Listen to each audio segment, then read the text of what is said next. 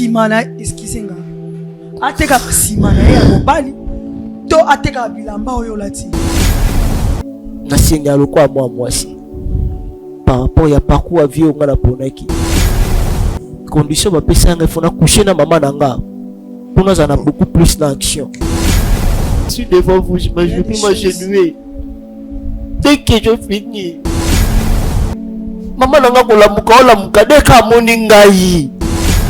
Tu as voulu tuer ma fille, maman botinga ngamoko, maman nanga botinga ngamoko, botinga belete. C'est le ngala meme na zandu na meme teka simana ina. Meme bongo te. C'est frère. Oh ça chenini. Orphelinat Bravo Jésus, chaque enfant a droit de briller. Shalom, shalom, peuple de Dieu, shalom, shalom, bana nzambe. Eza maman Lydie aye kobe ta porte pour na Orphelinat Bravo Jésus. Bien-aimé, naye kotalisa yo secret moko ya kobongisa 4e génération na yo ko sala bolamu et gangaka. Surtout ko penser na orphelin, na veuve, pe na ba indigent. Maman Lydie aye ko senga na biso nyonso to kozwa vidéo oyo to penser na Orphelinat Bravo Jésus. Bana batangaka, bana babiaka, babelaka, bazaka na besoin pe ya ko vivre lokola bana na biso na bandako. Maman Lydie moko na Bravo Jésus mbaba kokokate. Mais lokola Bravo Jésus ezali monene eza monde entier de Maman Lydie aye ko beta na ba porte na bino. Tokanisa barfela na $1, na $5, na $100, na $1000. Na buku ne kaniseli ozocha ba point. Et kokomela yo moment moko ya pasi. Zambe akozanga te kokanisela yo. Okokanisisa nzambe lobi fungola buku ne kaniseli. Okomona kombo nanga na kati ya Orphelinat Bravo Jésus na futelaki ba orphelin ndako na tangisaki na lesaki malade elingi kluwenga Yesu kaniselanga et okozanga te kobika loboko na Yahweh na bibele. Que le Seigneur vous bénisse. Faites vos dons via RTL Money, M-Pesa et Orange Money. Pour les enfants sans parents, les orphelines et orphelins ont besoin d'un foyer, d'attention et de protection. C'est SOS leur offre une nouvelle famille attentionnée. Orphelinat Bravo Jésus, chaque enfant a droit de briller. Bien-aimé de Dieu, je viens remercier mon Dieu pour tout ce qu'il a fait dans ma vie et dans la vie de ma mère. Et il y a un moment, on avait déclaré ma maman qu'elle était diabétique et puis elle avait l'hypertension. Et après, on a fait le bilan, donc elle était suivie par le médecin tous les 4 mois. Et à la fin, on est parti, elle a fait un bilan, un bilan total. Donc ils ont vu qu'il n'y avait plus de diabète. Donc le taux était normal et la tension elle était aussi normale. Donc le médecin il a dit au lieu que je vois votre maman tous les 4 mois, maintenant je vais la voir presque une fois par an. Voilà, c'est pour cela que je viens témoigner la grandeur de Dieu et en plus je vais dire que ma mère elle est toujours dans la prière, elle est toujours fidèle à Hosanna. Donc c'est pour cela que je viens remercier la grandeur de Dieu Tout-Puissant. Amen. Shalom tout le monde, aujourd'hui je viens envers vous pour témoigner la grandeur de Dieu dans ma vie. Ça fait pratiquement 7 ans que je suis en France, j'avais des problèmes de papiers, c'était un peu compliqué, j'ai tout fait, j'ai fait mes études ici mais c'était très compliqué, je ne pouvais pas avoir mes papiers, tout était bloqué. En arrivant à l'église, j'ai expliqué mon cas à Papa Moïse, il m'a dit que je ne dois pas m'inquiéter parce qu'il me voyait avec mes papiers dans mes mains. Il a prié pour moi, on a passé à la délivrance. 1 mois plus tard, j'ai eu mes papiers.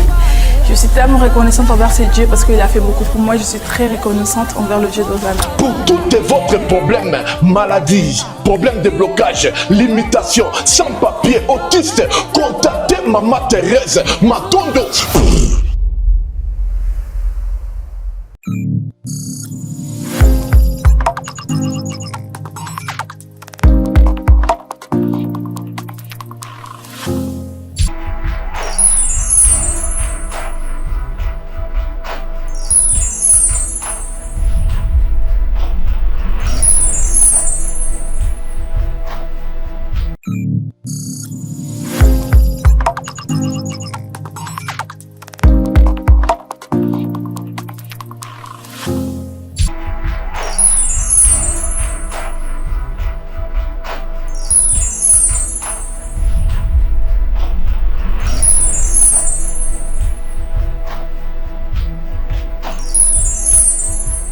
Mais tu peux prendre 7 ans, moi la vie. Papa, parce que jamais, ce qui moi, si tout mon bas, zobo tate, ndi yango côté la kebo kabwana. Et là, on y a aussi un so tout ça la nuit qu'on a tout c'est une retenue.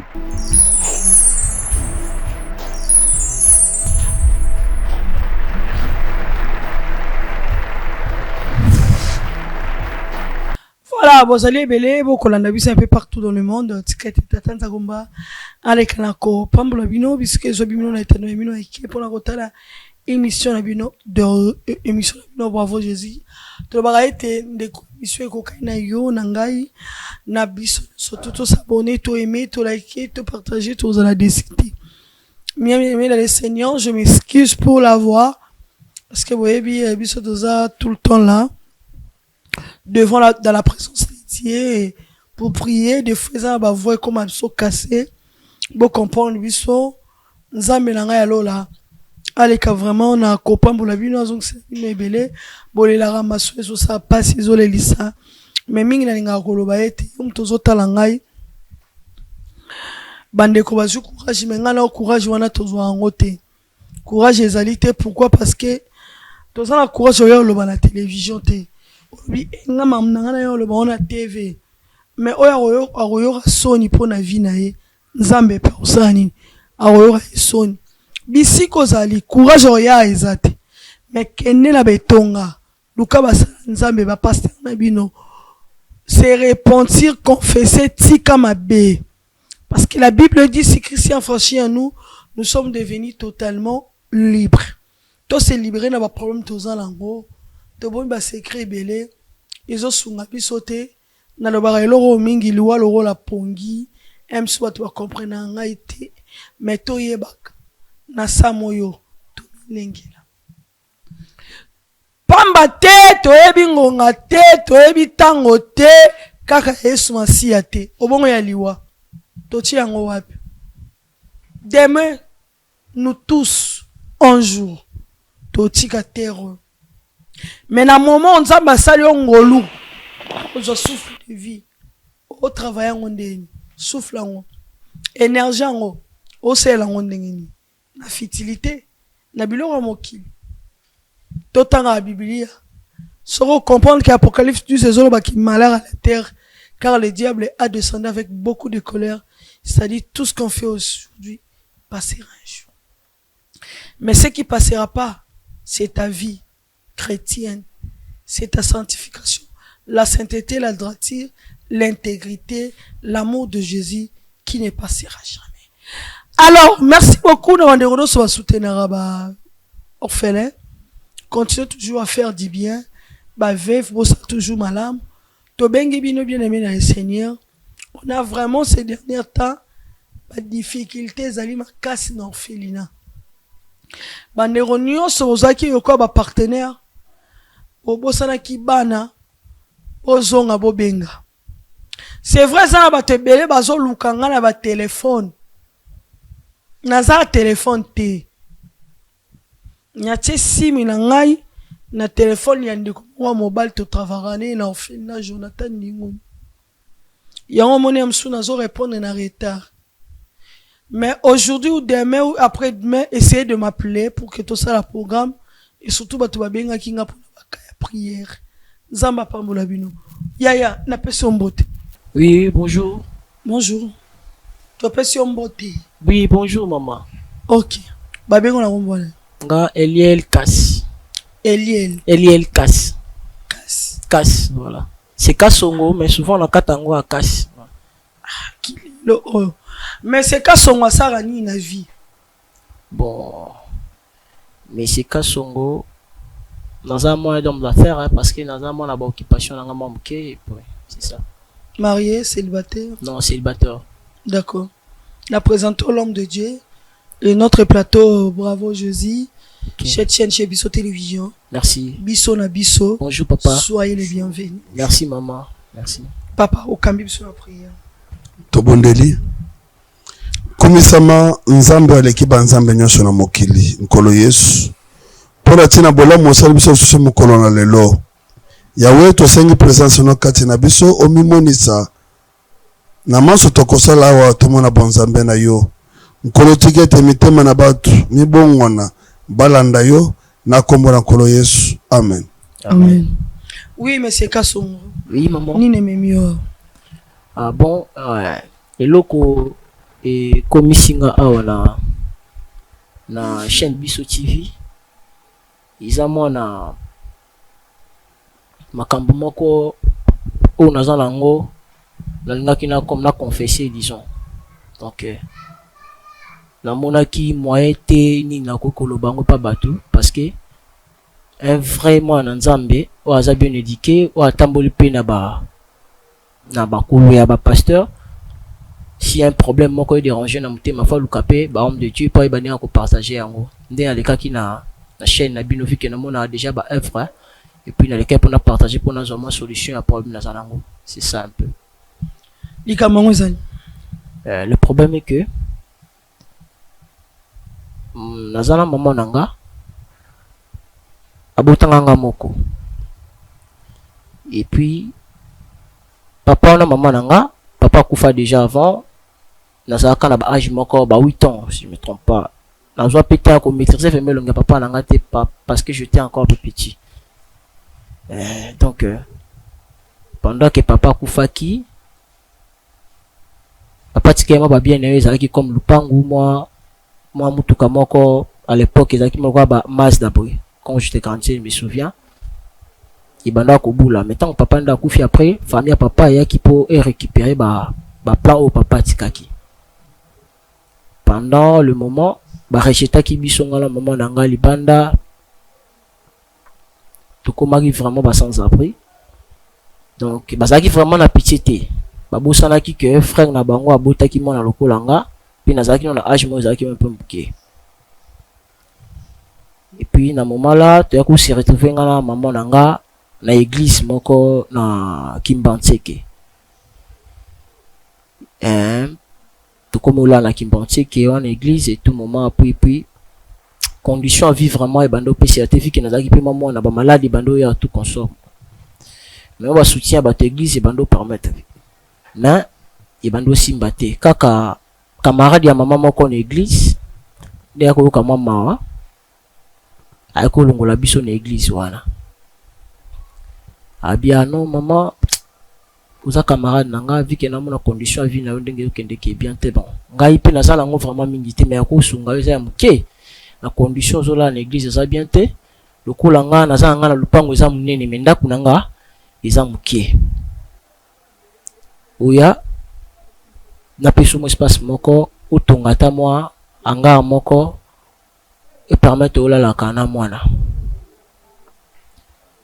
ndenge camarade ya maman ya kozwa biso toke pa na ye abete biso mo anga moko donc tellement tout ça qui na choisi donc soko tali anga wana et puis so na pasi mais tellement za lisungi oyo et uti na bonne foi ya mutu apesi o azana ngo to lala ezaki na sima te ezaki juste ezaki mabele pamba to tanda mo itoko to lala si à manger ya lambe apesi biso so pe monani te alors to supporter ka to vandi nzala et comme ça na plutôt vivre titi to umenga pe na okola na kokisaki ba maintenant là na ça na 30 ans là na zaki na ba na okoma na ba 21 ans je me trompe pas 21 ans la moni façon de vivre wana eza yango te parce que tina koma na 21 ans ngana maman nanga maman sali tout esenga maman sala o na obosana te je me souviens malgré mbongo ezalaki te mais assez charbonné assez pulmoné pour natanga pour na kenda ta classe ata ba obengana nga mais na yeba ndenge bakomaka na yeba ndenge batangaka ezalaki vraiment pasi na yoka ta classe na 5e humanité pour ba frère fourniture ezalaki te il a koyebisa maman s'il te plaît maman tika na âge na komi nango na kota ta balabala na yeba ndenge osala ta makop pour soutenir parce que yo koli déjà tellement za kana regret na passe na mutema na za kana ngo parce que quand je na mona ka maman nanga à chaque fois il rappelle nga beaucoup plus makambo esalama na liwa papa na loba ke nga un jour faut na soulever maman à botinga nde na yaki kokata classe nakomi ko bima libanda na balabala ko beta mo ba kopa mike mike. Je me souviens premier cop na salaki na ndoni kanguba na wenze moya zikida wana na kina ba camarade na kremi ba camarade ni kanguba banguba mwamba wana voilà on ka yango la journée boyeso sali moment rapide le boko wana okobima pe musumo na ba 2500 pour konika wana ezaki na 200. Ah mais so mona rapidité à l'époque avec na 200 mais so ça mona rapidité okobima pe na ba 2500 ou 3000 banda comment paramètre biso epe na ndako et tout mais et banda qui vraiment te osunga parce que mbongo ezaki mukie parce que ils ont la maladie na kati mambo ebele pe ezalaki na kati soki mama pe camarade ya mama na ngai pe soki aza nango te autrement osala pe ezala te ndenge eyaki siko ko arrivé jour moko nakutani na pire na nga moko azalaki juste na avenue oyo tobanda ovanda kombo na ye ezalaki Serge. Bon le vieux ayebi déjà lupango biso tobanda obimela parce que ayebani déjà na ko lupango camarade ya maman souvent pas kota kapesa pe bambote souvent na camarade ya maman nanga alors ata ko fixer biso ba regarde et tout ba façon vivre na biso mo ndo spécialité disons avec physique ko tala ka pendant tala biso. L'autre jour na utinde na utaka na kunikisa bangu bana na zokota na lupango yepaye asimbaki masaki mona luboko ate misinga benga aso telema na telemi ça va na mona ko vanda awana mabi na biso mama na ngai petit. En tout cas, façon de vivre en abino na habité, so vivre en dé na habité non. Tu vas quand on monnaie biso non te. Boza bande kuna maman Charles wana ko le pont.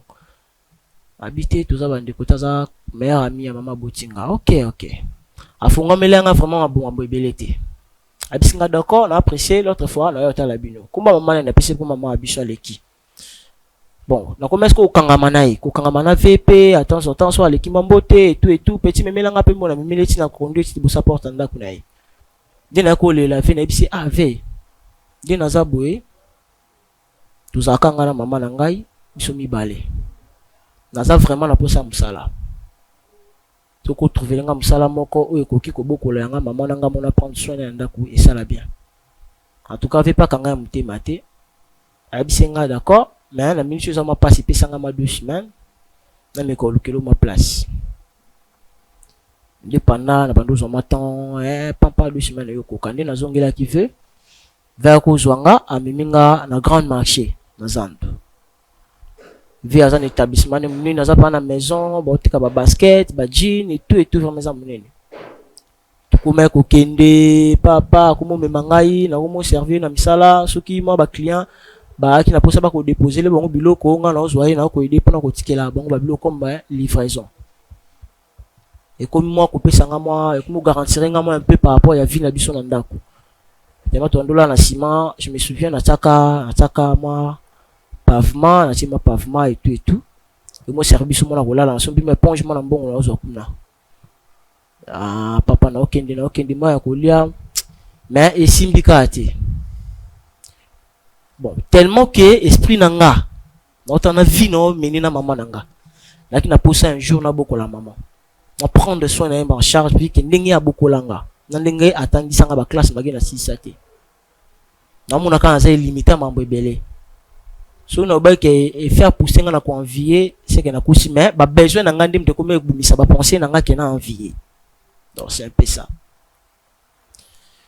Nakuma muna ba masave so ba oleka na mutuka ba car zo leka ba obelela ye oh kolonzela molakisi le superviseur le doyen ba kumba obela vina nga na cha. L'autre fois na tuni fait souvent ba camarade ba leka na ba client na ba bela ko na kombo moko le doyen mo fongolinzela Dieu de lumière ve ba kabila ko mbongo yoza mbongo za batado te kaka bloqué bele mais bato ba peso ba $200 na misu na ngai ba $150 ba $50 et ça ni le problème yo bombela nga petit na za benazo souffrir na okemba le fa bisinga ka no petit t'inquiète toi ba client nga ba mbuya nga ba esprit kaka ba mso bana ba nyungu ba ka otika eleki sur les 2 jours sous ba ngane so ba eka répéter ka bongo ba belela ke kaka ba bela na mon mbuye fait trop ba vie s'il te plaît. Oui, condition à petit dans les vivre. soki ke ozata na ba maison mususu eza na ba libanda ya ba commune oyo to na ba kati kuna ya ba gombe so ezali ke utia bango ba travail katinda ngata kuna comment travail na longo na zandu tellement dérangement les cas qui trop dérangement les cas qui trop devait l'autre fois ya ko vandisa ngabi petit na ngai pour ça na yo ezaka nini parce que na zoko lokwa leki na nga na pesa déjà premier pas ozaka o ganyaka problème là eza nini pour ba question tout na nga c'est non ve na ça na pour ça na me prendre en charge bien condition na vivre na maman na ngeza yango te tout ça na de côté na pour ça na za bien na maman na nga ndeki ya ko arriver que va tuninga 3 fois tuninga est-ce que mambozo lo boko tenir ko supporter ba responsabilité ya ba na mambozo lo ba propos na bisinga no venir signer. C'est vrai, oui c'est vrai. C'est vrai, oui c'est vrai. C'est vrai, oui c'est vrai. Abisinga d'accord. Le jour où on a pas réponse ezali to bimana na be tour. Et au le kaba 3 jours 4 jours passés quand de tokenda bon côté ka to zongi. Je me suis abisinga le ezala off. Non mais ma place mo boy. Na tout ni pe ave place ni to bima abisinga te yo zaki na posa. Na tambisa yo na talisa yo nga nazali. Vipazwa ngai tutambola tokendati côté ya bambudi je crois nzela mai kendati tokuma ndako moko ezaka porter moi mulai ya noir vitanga moni ku directement tamba mona kae ba surveillance alibanda wana ba moni ba moko ba bengeka na même kombo nga na bo ba bengaki na zandu wana molakisi bon na trouver na ngo normal vu que na message ba ba benga kae bongo ba kateli ba saluer na ba fongole nzela a présenter ba oh petit frère na ngai bota la boss boss to kochi wana en tout cas lupango wana ils ont un bijou moko non na mona ngote pango ils ont bijou plein na ba voiture plein na biloko tout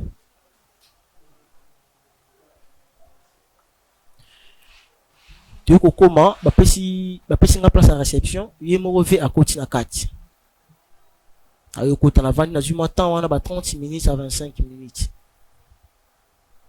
de na yo mona abimina donc ba ça génération to ba rendre camarade na yi aza pembe bogar kitoko aza mama sati kilote na single na lipapa ayo bima pa ba seka tant ba komi kote vanga azalaki a présenter ngai abi oyo pire petit na ngai o pire petit na yo ça va petit na nga tozaka na ye na zandu na yo tikaye yepe azwa lumière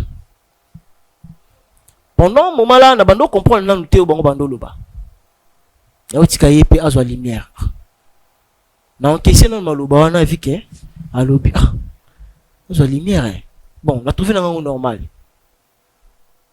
mais vie à déplacer atikinga na camarade na yo wana tuvandi abimisaki baba atuninga kuna nga bimisi whisky na biseno na whisky te peleka makasi apesi ngai ba lulumo ya ba nini carton apesi ngango to melanda betelanga masolo ando conseiller na vie omoni vie non c'est comme le temps moi mbali il faut accepter et tout to botama déjà aloba blo ebele tia tout na ngai le problème no ezani saka oyo pire vena yo lobi wana oza pour ça lumière kana bisi ve na comprendre ngote vie ke na moni elote ninga za boye na zakana vi na tekaka na ye aida ngai mais il va bien te na maman nanga il va vraiment bien te le fait en question pas tout ngai elo ni ba memelo ngana biso na te na biso vi na za posa na za lokola ye ninga vivaka atuninga okoka na biso vi na okoka na koka d'ailleurs na teka na zandu pour la volonté na ngate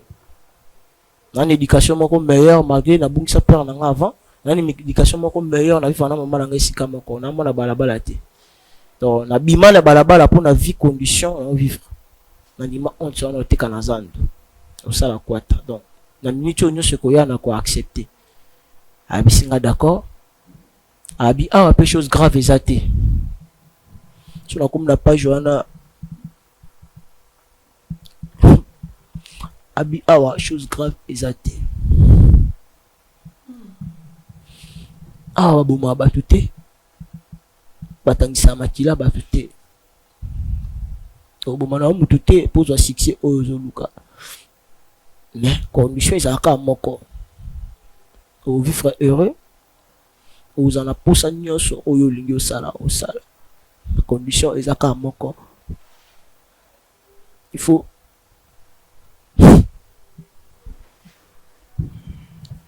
tika kolela ko loba tika kolela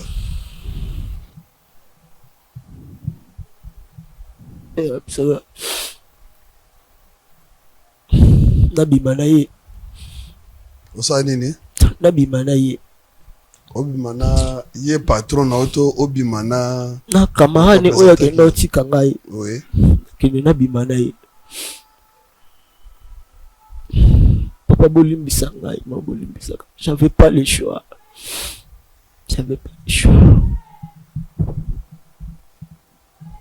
ngamo étonné ngai lalo nabima na yo ndeni bino condition zaka yango wana makila mutu otangisa te seul ka elo oyo osaleza kaka tobima no ensemble elekeli mayele na nga esilisanga mayele le jour là tema azalaki sous influence pomu nazalaki nango nasali oyo esengaki asala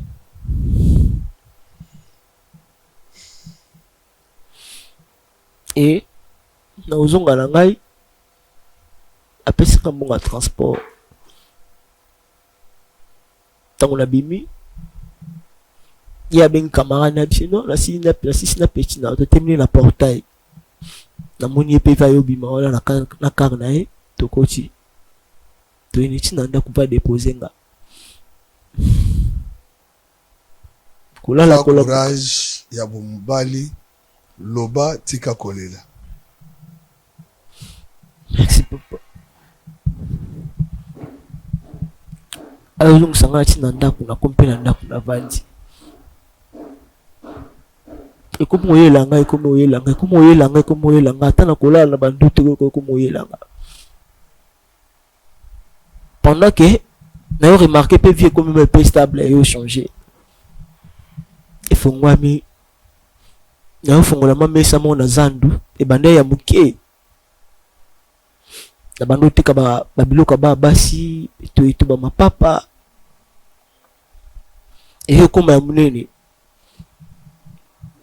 Na yo uzwa maison moko na wangata. Na wangata wana. Dans une maison na bandoteka. J'ai fongwa mi na kompeso bat bako débat ko sala commande bloc à Dubaï na ko tipe mbongo nanga. Baki baselinga commande. Na ti bloc na oteka tout cas na fongwa mi. Qu'est-ce qui s'est passé après? Non, après cela, na yakina na bongisa na mastaninga mamanda. Mwana mbongo ale kuma ko mona na etu na bongisi ndaku condition des ala ki zaki vraiment bien té. Mais oya ke le kalip na sima wana piso ezala ki que kaka ngai oyo kangai na omonda su façon kala zola ki wana mama zaki yango te zaki muke ifena zonga lisusu na bakisa lisusu le plus oyo le ki wana rabino na ko se limiter boyete na se limiter boyete za muke na fongola ba grand maison lokola vena nga wana kaka na komo lokwa ye na zongeli lisusu tipa wana ndenge na nga moko ye marabout wana. Avant voilà le marabout comme il y a un rendez-vous. Donc on a senti que Messia le collègue lingue chité dans zongelaye to coucher na ye. Tout ça on a été 4 fois ou 3 fois. Dina yo mona ke na simba kate. Na posaka na mataka maman na ngaza la bien. Na sombele mi tuka a vivre bien na pelé lupangu. Et surtout question na bando raisonner lupangu to bando vana les akili lupangu na bisoté. Le lupangu camarade ya maman nanga. L'autre jour pas kola la mukibo bino le pango ndesa be bateki yango soit babuki yango soit ya kufi na ye famille ba récupérer tous à sans abri. Quelles sont les raisons vraiment valables Elia? Les raisons valables na ye pona na confesser on azala ngona mutema nga abimisa ndeti parce que nanga moni nazabu nazano bien te. Nasenga lokwa mwasi par rapport ya parcours à vie ngana ponaki zana ozo bimisa makila la toilette sona ok non ça celle nga na bimisa makila de deux conditions ba pesa nga fona coucher na maman nanga pour zana beaucoup plus na action na combien na point nasomba bilamba o marabona ebisenga ke so somba bilamba opesi maman no alata maman no alala pongia makasi nde osala oyo sengi osala et je l'ai fait nasomba robe mo ya liputa tina pesa maman nanga alata et le jour alata yango pour comment qu'on se réveiller pendant la nuit maman le jour alata yango alala makasi chose grave la deuxième maman bilamba mon père me déshabillé. Mon frère, joie courage. Fouelanga moi. Hein? Gozi on est à la moi ouvert pour na comprendre lobby. Maman Lali Pongi. Maman Lali Pongi, qu'est-ce qui s'est passé? Après maman kola la Pongi. Na sali makambo esenga na sala. Na pe nongoli bilamba na nongoli maman langa bilamba. Na sali ko ezaki comme condition ya makambo na pesa kingai. Et après savoir qu'on s'en a, autant qu'on a aussi les problèmes graves, c'est ça. Pas pasteur, je suis devant vous, je vais plus m'agenouiller. Dès que je finis. Tu as fini quoi? De faire ce qu'ils en ont besoin. Donc tu as couché avec ta maman. Oui. Abomination. Coucher avec ma maman dans la botinga. Chaque fois, je fais ça. Maman n'a pas la mouka, la mouka, dès qu'à mon ingaï. Maman nanga maman paniqué papa maman nanga comme folle donc ni bon maman ya grave na maman pongi na kangi na lembi maman nanga petit balabala mutima na za pas okibiti na zo fele le moment on a bien ka solution nanga pas bino ba pasteur bosungaga je sais très bien maman kwanza mais na ko trouver na zo sa santé ya maman nanga bosungaga s'il te plaît. Mon frère Kasson revient, viens. Courage à toi. Je sais que rien n'a chemin à ma larme. Choix au salésard, choix mon à ma larme. Venir auprès des hommes de Dieu, c'est quelque chose qui est très important. Même le ciel. Pardonne. Papa Gabi. Aujourd'hui, moi la colline n'a pas si dit court à supporter, pas cité à côté de la kiss. Maman Wetch. Oui. Merci Nanou, mais Nakobandana on a été. Je parle en général de ce qui se passe au monde aujourd'hui. Très bien. Pour Ozo Moussala, Bazo Sengozo parrain, par une âge, il faut passer par derrière. Moi, na mobali, bakomisa yo mwasi, okomi bien. Nalobaka tout le temps, dans les interventions, dans une émission, nalobaka mokili ekomi na suka. Voilà cause d'argent, batu bami bosani. Ok. Batu bateki bo mutu na bango, likolo ya mbongo. Nalandi monsieur Kabongo. Ce qui m'a fait encore trop de mal que non, amoni bolumbu na maman na yo. Et ce qui est grave, maman la mouki a perdu. Non seulement comme on a commis si maman a botié, moi si na ye. Seigneur, Seigneur, mokilo zokende wapi nzambe. Mokilo zokende wapi. Les gens pensaient que tant walobaki marque de bête 666 et qu'on allait tout bien caché. Non. C'est ça. Le pouvoir d'achat, avoir d'argent aujourd'hui, autant mon amour kamunene, ba moi non nga sal log salati ba bitu na kingo, il faut te faire femme. Dans le pays, maman nyokomi na ye, maman souffrir na ye, na ndako bazola na mabele na se. Pona ko zombongo. O alesi o yatangisi. Maman o yasali ki okoma o yozalelo, o sepena bolumbu maman na yo. Voilà. Ce ne sais pas ce que j'ai dit mal. Bon. Donc ça ça. Toi ya bongi soka zongi ayamba kaye. Amen. Alors bakape masumu yo kosala tazo lolenge nini soko zongela ngo pa na ngai na kokomisa Mon Dieu de ce département. lokola ye toko lokolenga kosambelela ye kosala un bon service pour tes zamba yokema. Merci beaucoup, Papa Gabi, pour votre intervention. La Bible nous dit dans Philippiens 4:4, réjouissez-nous toujours dans le Seigneur. Elengue, tu te réjouis aujourd'hui, mais c'est dans le Seigneur.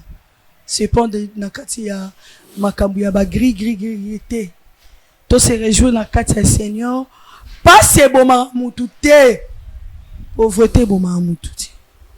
Mona nangati. Bon, on va prendre une pause. Il y a des situations qui fait très mal. On manque même de fois de mots à dire parce que ça touche. Parce qu'une maman, une femme est sacrée. Ah, yes. On se retrouve. Orphelinat Bravo Jésus, chaque enfant a droit de briller. Shalom, shalom, peuple de Dieu. Shalom, shalom, bana nzambe. Eza maman Lydie aye kobe ta porte pour na orphelinat Bravo Jésus. Bien-aimé, na ye kotalisa yo secret moko ya kobongisa 4e génération na yo kosala bolamu egangaka. Surtout ko penser na orphelin, na veuve, pe na ba indigent. Maman Lydie aye kosenga na biso nyonso tokozwa video oyo to penser na orphelinat Bravo Jésus. Bana batangaka, bana babiaka, babelaka, bazaka na besoin pe ya ko vivre lokola bana na biso na bandako. Maman Lydie moko na Bravo Jésus mwemba bakokoka te. Mais lokola Bravo Jésus ezali monene eza monde entier, de Maman Lydie aye kobeta na ba porte na bino. Tokanisa barfelin na $1, na $5, na $100, na $1000. Na buku ne kaniseli ozotia ba point. Et kokomela yo moment moko ya pasi Zambe akozanga te kokanisela yo okokanisisa Nzambe lobi fungola buku ne kaniseli okomona kombo nanga na kati ya orphelinat Bravo Jésus na futelaki ba orphelin ndako na tangisaki na lesaki malade elingi ekluwenga Yesu kaniselanga et okozanga te kobika loboko na Yahweh na Bibele. Que le Seigneur vous bénisse. Faites vos dons via RTL Money, M-Pesa et Orange Money. Pour les enfants sans parents, les orphelines et orphelins ont besoin d'un foyer, d'attention et de protection. C'est SOS leur offre une nouvelle famille attentionnée. Orphelinat Bravo Jésus, chaque enfant a droit de briller.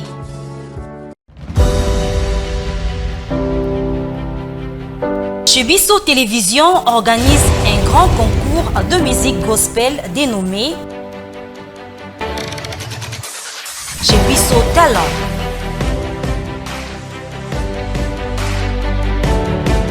Vous êtes jeune chanteur gospel talentueux, l'occasion vous est offerte pour décoller et vous faire connaître partout dans le monde. Inscrivez-vous dès maintenant en envoyant votre vidéo d'acapella,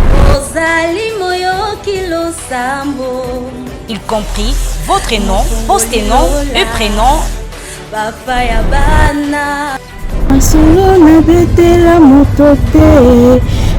Via WhatsApp au numéro suivant plus 243 90 60 72 307. Les concours débutera le 4 juillet 2026 et la grande finale interviendra le 29 août 2026. Tentez votre chance pour gagner plusieurs prix et d'autres surprises. Chez Bissot Talent, la chance est là pour la promotion de vos talents. Pour plus d'infos, appelez plus 243 90 60 72 307. Voilà, merci beaucoup de retour sur ces plateaux. Orphelinat Bravo Jésus situé dans la commune de Matete, quartier Viaza, numéro 27. Pour Matete Banounou, Bana Bazawana, Veuve, Vieillard, soutenez toujours cette œuvre de Dieu et pas pourquoi pas de soutenir aussi l'initiateur de cette chaîne télévision Papa Chic Moukadi qui a eu cet amour. Bon, je dis souvent l'amour. Oyazui na kati temanaye, obomba bana na biso. Azui bolingo wana ni soutenir ba veuve ba vieillard personne vivant avec handicap et tout le monde mais moi j'aimerais vous dire ceci yé moko kosa musala ngote elongo na biso nyonso to sungaye à travers vos conseils à travers vos soutiens spirituels financièrement surtout parce que la Bible dit makambo to sala lelo évangile à bato nzambe eza nango gratuit grâce batie na kati ko lesa mutu mais l'évangélisation en question c'est payant, ça demande de l'argent. On arrive à Brazzaville le 27, le 28 de ce mois. Na la mairie de Wendy, venez nombrer à 14h précises. Voilà. Bah, quand c'est un deuxième personne, Papa Gabi, moi je ne sais pas ce qui. Est-ce que Nenga Lobito Sunga Yoana? Bato Basara bon, baby Sarabato. Est-ce que Baralpe la facilité au Longola?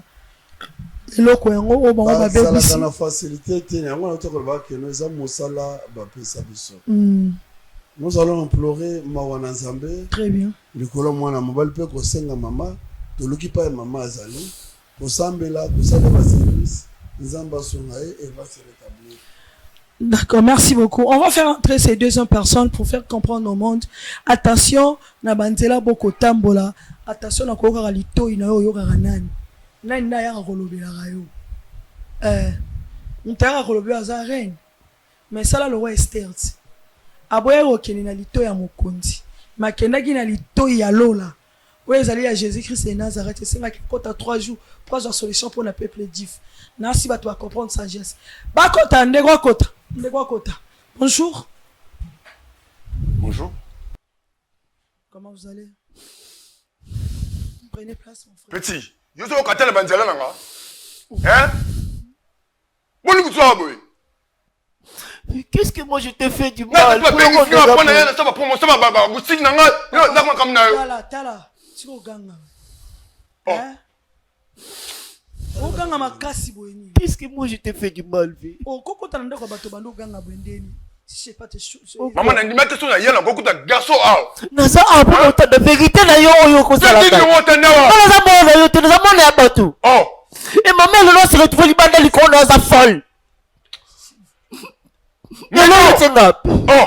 Mais là comment moi comment cinéma qui là likona yo. Et tu vis à l'aise de ta vie, c'est quoi? Monsieur. Oya ko luka solution te. Solution spiritualité ba kena na na bi. Mais non boete. Papa tiko ganga te kena opekso ganga. Oh, on kota o no ganga bisonde. Oh. Fanda donc. Prenez nos baba place. Oh. Tu yebi likambu yango zo ganga makasi bongo. Oyebi eto. Na yebi me makamna ye na wana yebi yango te. Oyebi. Ça to sola mama hotelema. To sola ka hotelema kasi.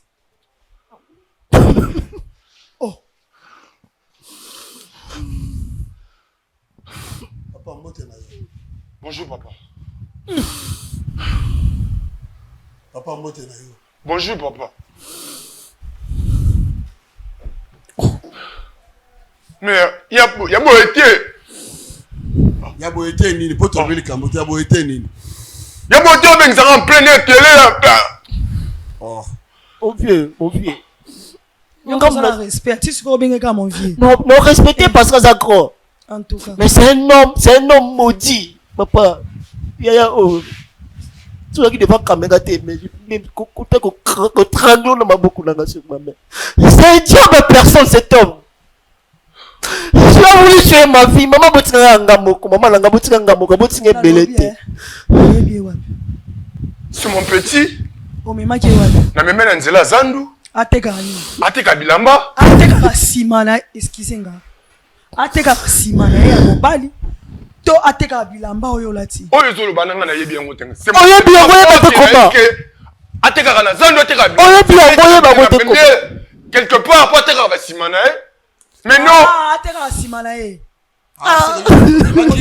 non, c'est le ngala meme na zandu na meme teka ateka simana meme bongo te. Yo muto memanga, yo mutina na tango yo muto memanga. On continue ko wangana non mais petit pas marabout la place papa ndaza place sur la maman Zubanga bien mais yo mema qui est nanga le meme na zandu meme te kala asa makamusu hôtel mi quoi hôtel monsieur parce que do sanga bien te Tozo qu'elle n'est pas marabouana. Est-ce que yo yebi que maman na bango akomi liboma po yo mto tinda ke na nzela wa? Tozo qu'elle n'est pas marabouana. Marabout yo mais maman. Kay pas bino ba bisa ba. Marabout yo mais maman. La vérité c'est lui. Attends.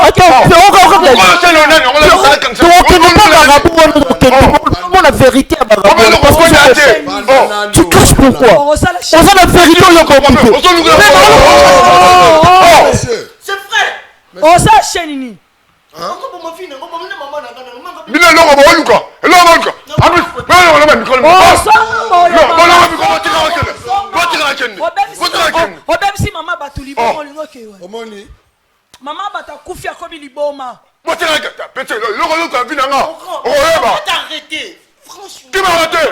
Moi j'arrête cette chaîne. On va t'arrêter. Vous me examen loko. Vous sommes à la bino. Yaka. Oh, bakangela nga ekuna. Ndoki.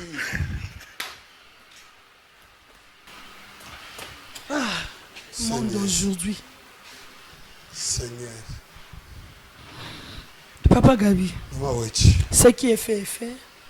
Une situation très complexe. N'habite moni no ko sa papa na biso. Toto clôturer na ni. Ndeko kabongo. Kasongo. Kasongo plutôt les noms. Simana awa. Baya kola kiso place bureau na biso ezali. To sur la au profond to le pas mama za na mama na yo. To makana ko sambela pe to na nzambe na biso mituna to le kalolenge ya kobikisa mama pe ko sala la pe délivrance. En dehors de la délivrance, batomité malamo bakozala basunga pona bomena hôpital et on doit examiner surtout ça. C'est ça. Ce qui moi na mobali ba baby so na sima ezaka na makambo ebele. C'est l'hôpital aussi. Ba malade. Batomité malamo bakoko sunga pe ba mena hôpital. Voilà ce que moi je pourrais dire. Voilà, merci beaucoup. Moi je pense qu'on arrive à la fin de cette émission. Parce qu'il faut mobali. On doit quand même ceux qui le roi de passe Marabouana, ces histoires comme ça. Si la spiritualité est là et la physique aussi doit faire son travail. C'est-à-dire Yaya Kimia et Bilayo. Je pense que Ebi place zinga place maman Wazali na place Azana Foulou. OK. Bon, les papa Gabi à lobby, bino ba jeune alelo hein. Tommy Lengele. Yaya mon frère viens, on part. Tolanda. Papa Gabi, merci beaucoup. Merci maman oui. On peut partir. Beaucoup. Monsieur viens. Merci.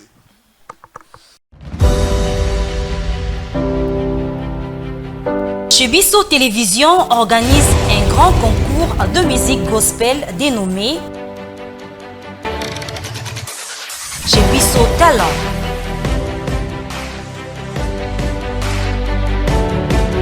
Vous êtes jeune chanteur gospel talentueux, l'occasion vous est offerte pour décoller et vous faire connaître partout dans le monde. Inscrivez-vous dès maintenant en envoyant votre vidéo d'acapella, y compris votre nom, post-nom et prénom.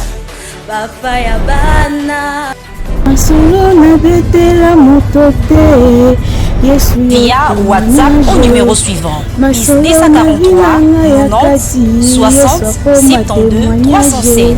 Les concours débutera le 4 juillet 2026 et la grande finale interviendra le 29 août 2026. Tentez votre chance pour gagner plusieurs prix et d'autres surprises. Chez Bisso Talent, la chance est là pour la promotion de vos talents. Pour plus d'infos, appelez plus 243 90 60 72 307.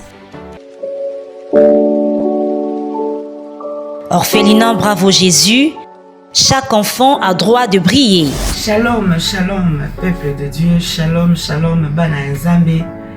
Eza maman Lydie aye kobe ta porte pour na orphelinat Bravo Jésus. Bien-aimé, na ye kotalisa yo secret moko ya kobongisa 4e génération na yo kosala bolamu egangaka. Surtout ko penser na orphelin, na veuve, pe na ba indigent. Maman Lydie aye kosenga na biso nyonso tokozwa vidéo oyo to penser na orphelinat Bravo Jésus. Bana batangaka, bana babiaka, babelaka, bazaka na besoin pe ya ko vivre lokola bana na biso na bandako. Maman Lydie moko na bravo Jésus mbaba kokokate. Mais lokola bravo Jésus ezali monene eza monde entier de maman Lydie aye kobeta na ba porte na bino. Tokanisa barfelin na $1, na $5, na $100, na $1000. Na buku ne kaniseli ozocha ba point. Et kokomela yo moment moko ya pasi. Zambe akozanga te kokanisela yo. Okokanisisa nzambe lobi fungola buku ne kaniseli. Okomona kombo nanga na kati ya orphelinat bravo Jésus na futelaki ba orphelin ndako. Na tangisaki na lesaki. Malade elingi kluwenga Yesu kaniselanga. Et okozanga te kobika loboko na Yahweh na Bibele. Que le Seigneur vous bénisse. Faites vos dons via RTL Money, M-Pesa et Orange Money. Pour les enfants sans parents, les orphelines et orphelins ont besoin d'un foyer, d'attention et de protection. Ces SOS leur offre une nouvelle famille attentionnée. Orphelinat Bravo Jésus, chaque enfant a droit de briller.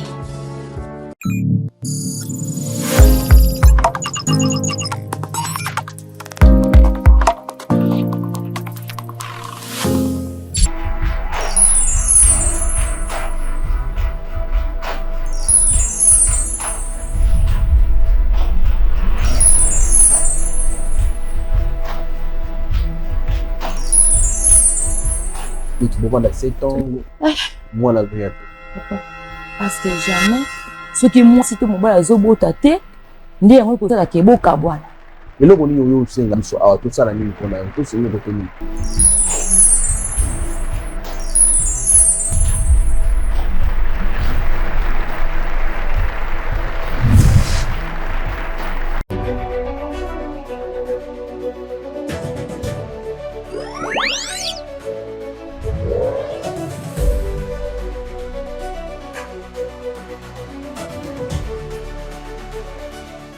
Chez Bissot Télévision, la chaîne qui vous ressemble.